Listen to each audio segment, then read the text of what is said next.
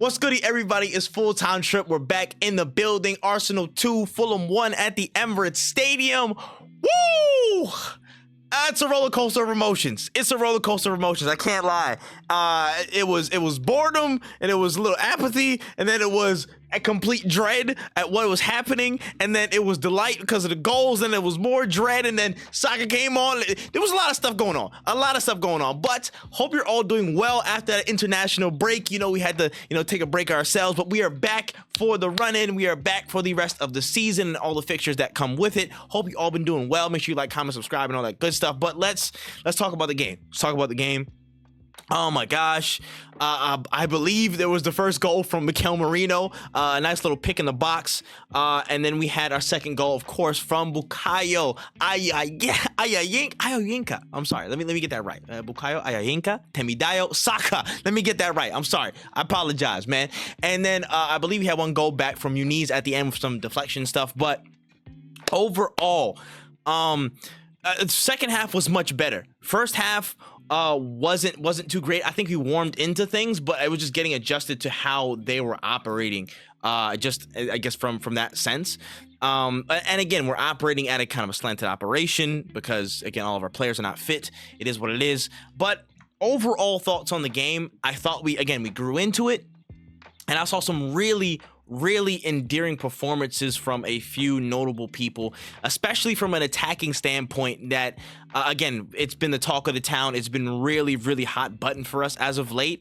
And again, we got to talk about Saka. That's a whole separate issue in and of itself. That's a whole separate dilemma. But from what I saw in terms of, again, how, in a sense, negative Marco Silva set up with, again, the players across the middle, a back five, just wanting to play out from there.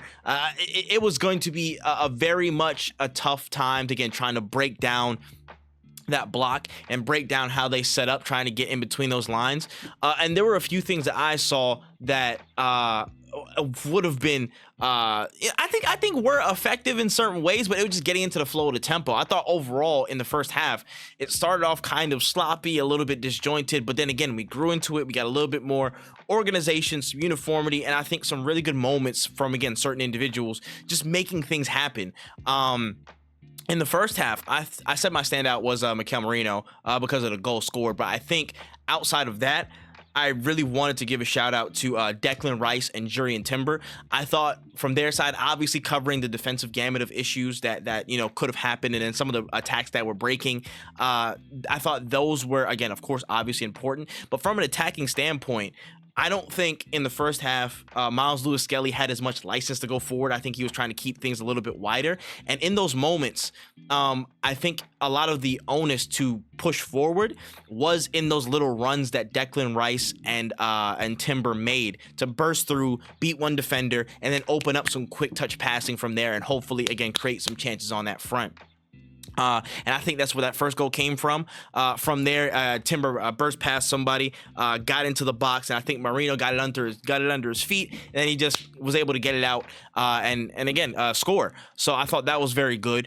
I think just in general from that first half, yeah, it was just starting to warm up to things. Again, the hallmark of that for me was Martinelli. I think I wanted to speak on him for a little bit, just briefly, just to give him his flowers, man. Again, in a season where a lot of us are already looking to the future, and I do not discount or discredit anybody for doing that.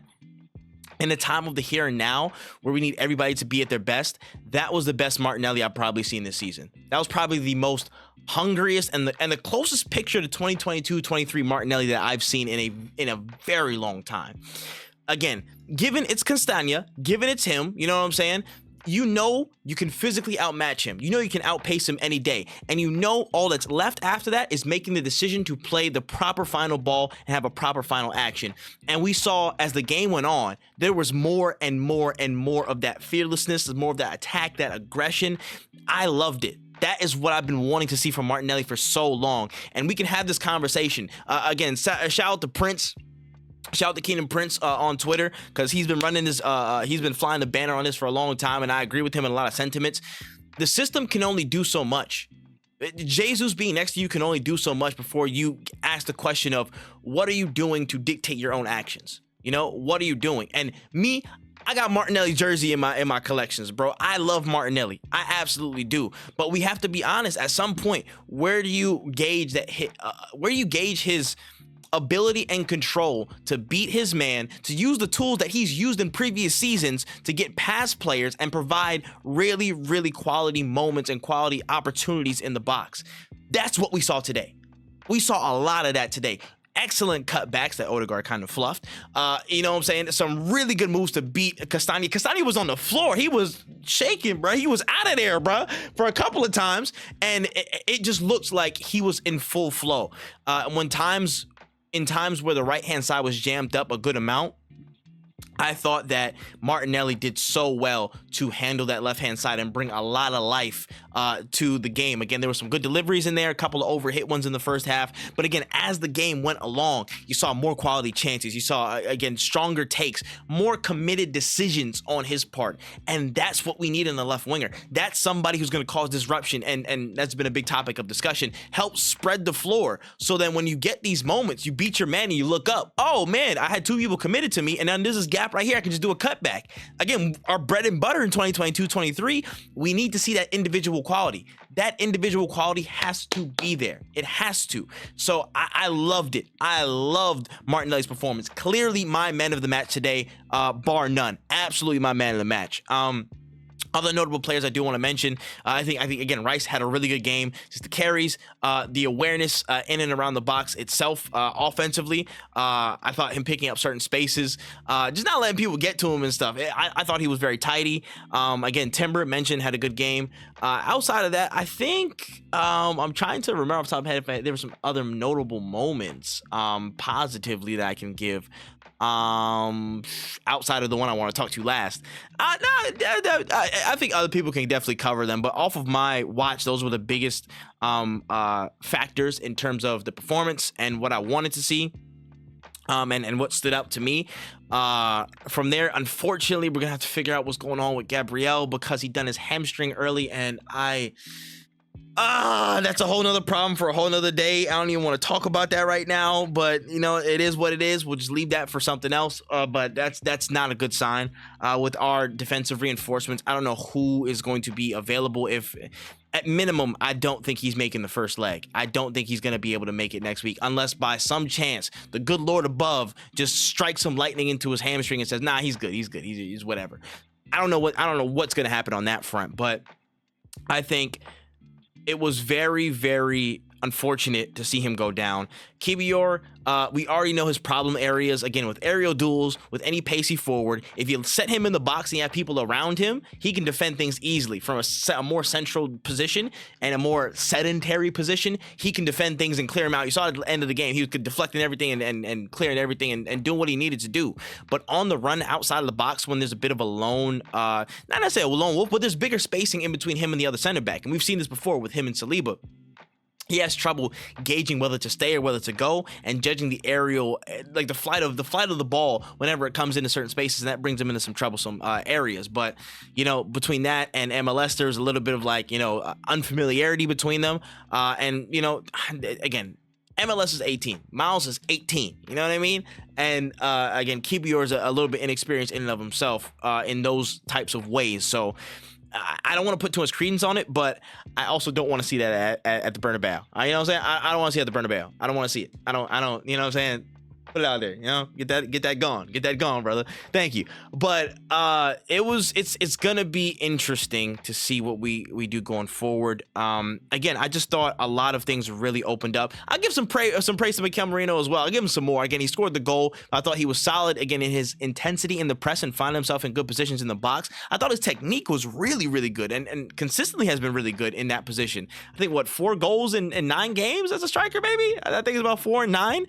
He's doing good work, man. He's doing good work again for a center mid that wasn't supposed to be anywhere near the 9 position. He's doing very good work to make himself a factor, and I can't help but be proud of that and be proud for him in making those adjustments. So there's definitely that. I had some people with Trossard and things come on. Partey, I don't know how he still has hamstrings like that. This is a contract year. I know what you are. another comment for another day. Like, there's a lot of stuff that was happening. I thought Saliba didn't do too much. Again, the deflection, I don't want to blame on him. It was like whatever. I didn't want to put too much on there. MLS just showed a lot of strength in duels, a lot of strength in the carry. I think outside of Declan Rice, and outside of Saka, he probably may be our best carrier in the league. Not the league, in our team. I think he might be one of our best carriers, probably top 3 or 4, honestly, because the strength he rolls with, and just, he might not be the fastest, but the ability just to still have a lot of presence with the ball and just shield and get people off him and just let bodies bounce. Absolutely wonderful to see that. So yeah, I thought that was all good, but let's get back to Saka, man. Saka, woo! Do you just feel it? Do you just feel the energy? Do you just feel like that everything just changed when he went on? Look, he got a roar coming on like Messi got when he was warming up. Like, he jumped on the pitch and it just first action, shielding off Anthony Robinson like it's nothing, and he's back in, delivers a really good cross to the back post. You know what I'm saying? Doesn't get converted, but you feel it, bro. You feel it. You can see in his actions, you can see in some of the things. I think in terms of pure running and sharpness, he's not all the way there yet with just the pure running, but with the shooting actions, with the mind, the IQ, he's ready to roll, bro. He's been chomping at the bit, salivating to get back on the pitch and play for the Arsenal. I am very, very pleased with that performance, man. He looked alert. He looked involved. From defending our own defensive third, defending our own box against Anthony Robinson, all the way up to being real, again, just tight and composed and very fast acting in the offensive third and in their box. I saw so many good signs from. It's just so good to have him back, bro. I could cry, dog. I could cry. But this boy is fantastic, man. Listen, right place at the right time. Scoring a header of all things. Scoring a header of all things to do on his return. Scores a header, which is hilarious, by the way. But Martinelli with a fantastic flick. I think Rice won that ball to start that move as well. But again, Saka at the right place at the right time, and it just, you could just feel everything around him just go up a level. You know what I mean? Like, I don't want to say it's aura, but it's aura, dog. It's aura. You know what I'm saying? Even Odegaard felt a little bit sharper. You know what I'm saying? Just a little 1-2 tap. You know what I'm saying? Partey with a little ping over the top and it wasn't overhit. You know what I mean? Just things felt sharper, bro. And I'm glad he got about 25, 26-ish minutes on the field. He looked sharp. He got some real good stuff right there. And I really think that maybe a little bit more, hopefully like 35, maybe at the weekend, or maybe a start at the weekend and he doesn't go too far. Maybe that could be on the cards. I don't know, but I think this ramp up is really good for Madrid. I think this ramp up is going to really be going to be good for the Madrid game, because in terms of attacking, that we needed him, bro. We needed him to stand any chance of scoring anything in that tie, bro. I firmly believe that we really needed that to have that little bit of luck and quality on our side to open things up, and again have that gravity on the pitch again, to where there's people really paying that attention. And if Martinelli's on job, there's going to be some people that might worry about him. And if Ethan Waneri's going to be in the mix, there's some people worried about him. And again, Odegaard's going to have his best friend back. So again, that little bit of impetus and onus that might put a little bit of zip in his step. Marino on the deliveries. I know Saka's going to have some real good crosses for you, brother. He's going to have some real good crosses. And listen, it's just putting your energy towards that. It's just putting as much energy as we can towards that Madrid tie. Again, still handling our business as best we can in the league, because, you know, you never know what's going to happen. But the Madrid tie, making sure we're all ramped up. Saka's back, man. And I'm happy. My mood has been boosted so much seeing Saka back. Of course, there's still some tough ones with the injuries that we are dealing with still in the short term with Gabriel. Don't know if Calafiori is going to be back. I think White had a little issue, but he should be available hopefully in the next week. But yeah, we'll see, man. We'll see. But our Starboy's back, so there's hope. And that's all we can hope for as Arsenal fans. All right, let me know in the comment section what you thought of the game and all that good stuff. But with that being said, it's been my time. It's full-time trip and all that good stuff. But we must bid you adieu. Peace. Goodbye. Good night. Bang. If y'all know the reference, that's hilarious. But yeah, nah, listen, we out of here. We will see y'all at the weekend. CLYJ. Peace.